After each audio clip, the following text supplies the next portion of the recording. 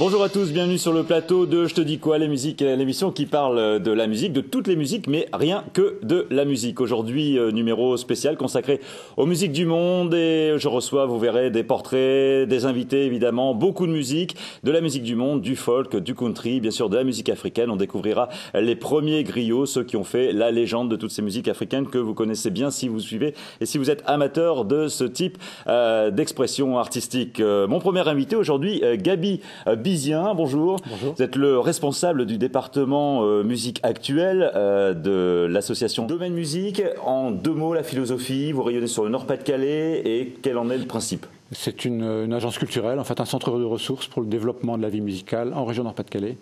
Et c'est financé par le Conseil régional et le ministère de la Culture. Alors vous vous occupez plus particulièrement des musiques actuelles. Qu'est-ce qu'on met dans ce champ qui veut tout dire et rien dire à ceux qui ne sont pas forcément experts en la matière ? Pour être simple, on va dire que les musiques actuelles, c'est tout ce qui n'est pas musique classique, qui est aussi un peu réducteur comme terme. Donc ça comporte à la fois les musiques issues du rock, de la chanson, du hip-hop, de la musique électronique, mais aussi la famille du jazz et des musiques improvisées. Et la famille des musiques traditionnelles et donc des musiques du monde, puisque les musiques traditionnelles se sont appropriées les instruments électriques à partir des années 70-80 et qu'on appelle ça musique du monde, faute d'avoir trouvé peut-être un mot un peu plus précis. Alors Gaby Bizien, pour illustrer votre propos, je propose tout de suite de découvrir le portrait de deux musiciens qui se définissent eux-mêmes comme les premiers griots africains, en tout cas comme perpétuant la tradition de ces griots africains. Premier portrait de Abou Kouyaté et de Hassan Boussou. Vous allez voir des instruments qu'à mon avis vous ne connaissez pas et que dont vous êtes même loin de soupçonner l'existence. Reportage.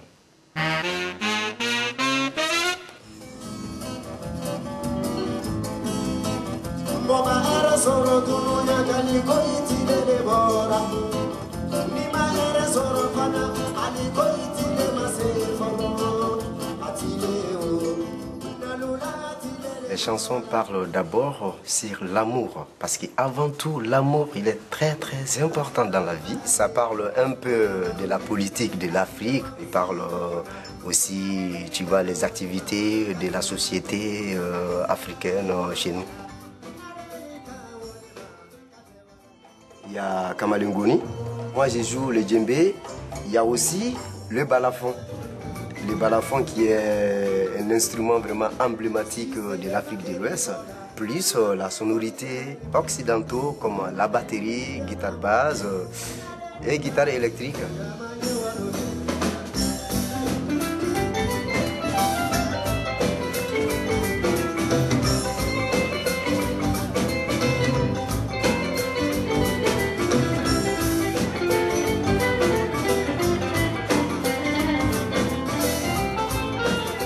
Quand j'étais nouvellement venu ici, en fait j'étais basé sur la tradition, mais au fil du temps j'ai rencontré d'autres musiciens de différentes nationalités, de différentes cultures qui m'a donné beaucoup d'expérience, ça m'a ouvert vraiment l'esprit. La musique là est devenue un peu mixte.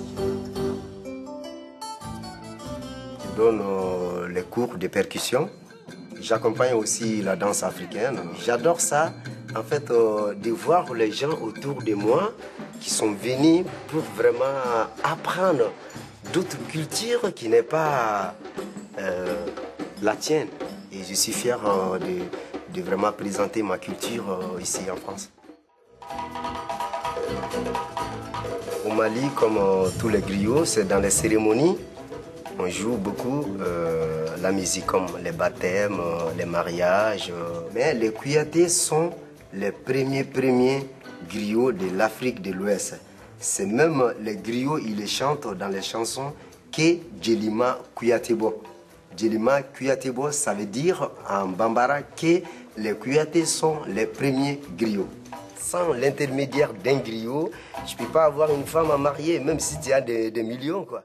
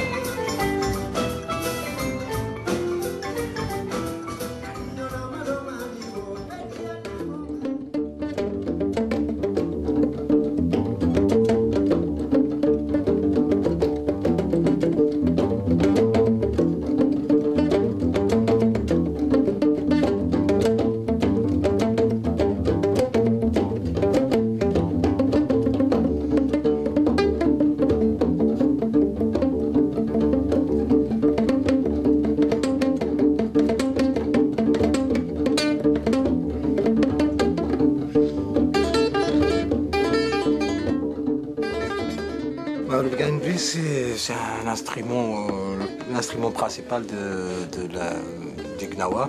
Dans la tradition, c'est un instrument qui est fabriqué par le maître même, le joueur de gambri.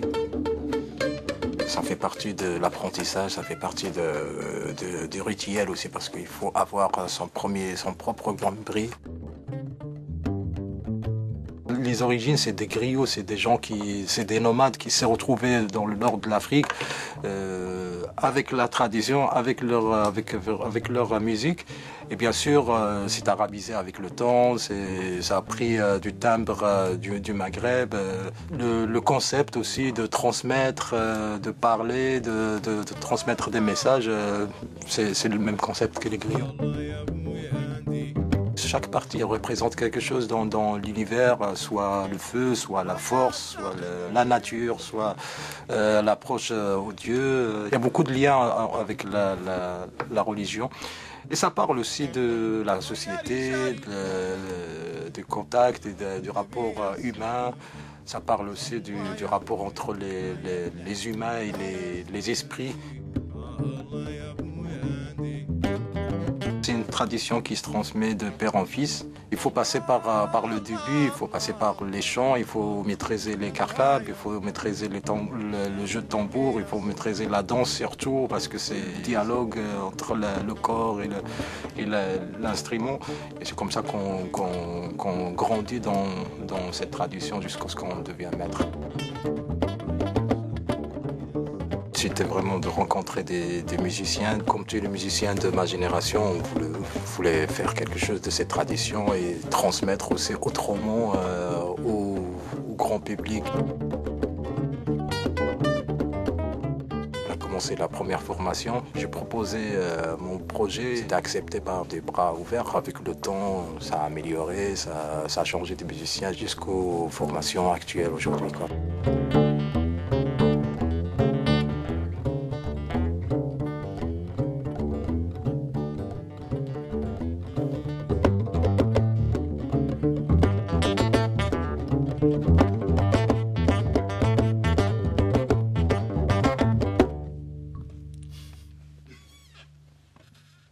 Voilà un reportage signé Youssef Sali avec Camille Paillet, Julie Laurent, Alice